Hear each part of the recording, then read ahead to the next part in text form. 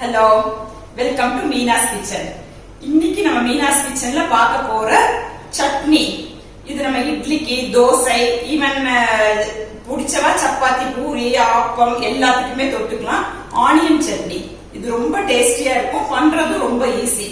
ஒரு சின்ன ட்ரிக், அதை நம்ம ஆட் பண்ணிட்டோம்னா டேஸ்ட் வந்து இன்னும் நல்லா இருக்கும். முதல்ல அதுக்கு என்னென்ன இன்கிரீடியன்ஸ் வேணுங்கிறத நம்ம பார்த்துடலாம்.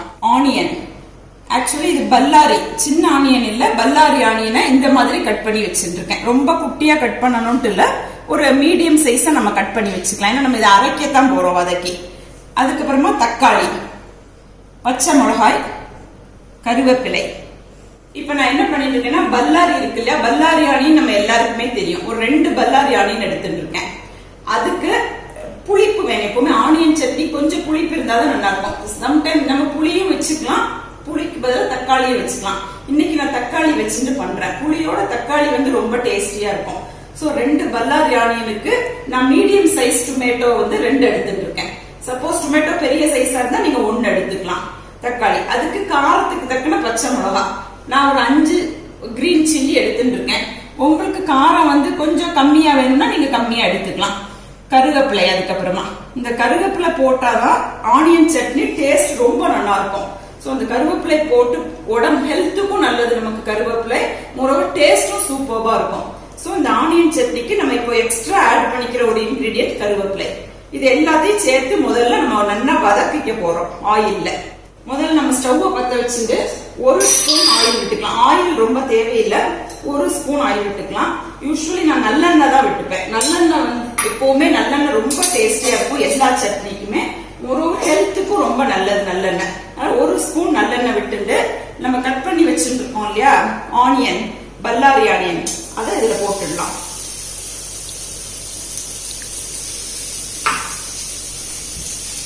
அதுக்கப்புறமா தக்காளி, கிரீன் சில்லிஸ், நான் 5 கிரீன் சில்லி எடுத்துட்டு இருக்கேன், போட்டுருக்கேன்.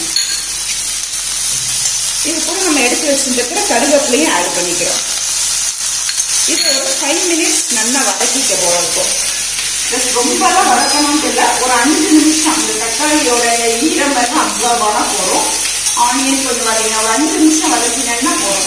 ஒரு 5 மினிட்ஸ் நல்லா வதக்கிட்டேன். ஆனியன், தக்காளி, பச்சை மிளகாய், கருவேப்பிலை எல்லாத்தையும் இது நம்ம வதக்கும் போதே நல்லா அரோமா வரும், நைஸ் அரோமா வரும். வதக்கிட்ட இப்ப ஸ்டவ் ஆஃப் பண்ணிட்டு கொஞ்சம் இதை ஆற வச்சுக்கலாம். ஒரு பிளேட்ல டிரான்ஸ்ஃபர் பண்ணிக்கணும்.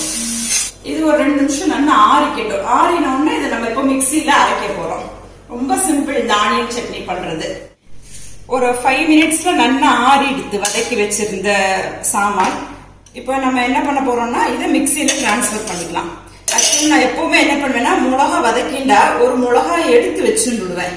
வேணும்னா ஆட் பண்ணிக்கலாம், ரொம்ப காரம் ஆயிடக்கூடாதுங்கிறதுக்காக 1 எடுத்து வச்சுட்டேன். 4 மிளகா தான் போட்டுருக்கேன் இதுல.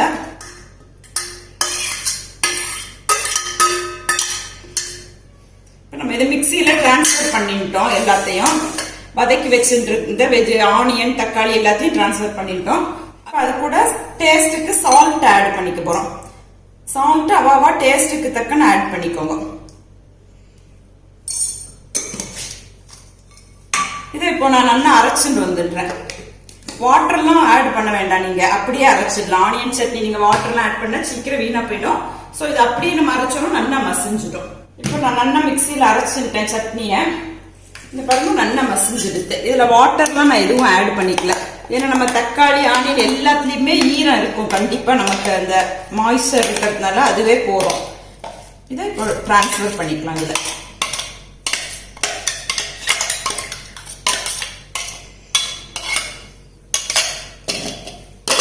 டிரான்ஸ்ஃபர் பண்ணிட்டு இதுல கடுகு தாளிச்சு கொட்ட போறோம்.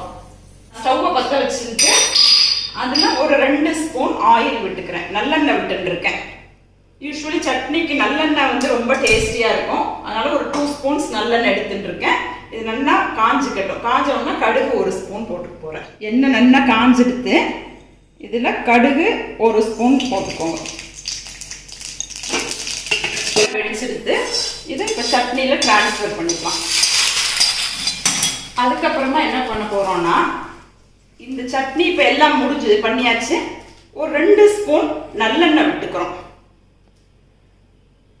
கொஞ்சமா நிறைய விட்டுக்க வேண்டாம், ஜஸ்ட் ஒரு 2 ஸ்பூன்ஸ் விட்டு நல்லா மிக்ஸ் பண்ணிடுவோம். இப்போ நம்ம டேஸ்டியான ஆனியன் சட்னி ரெடி பண்ணிட்டோம்.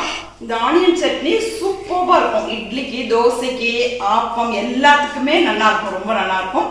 இது எல்லாரும் அவ ஆத்துல ட்ரை பண்ணி பார்த்து எப்படி இருக்குங்கிறதுக்கு எனக்கு ஃபீட்பேக் கொடுங்க.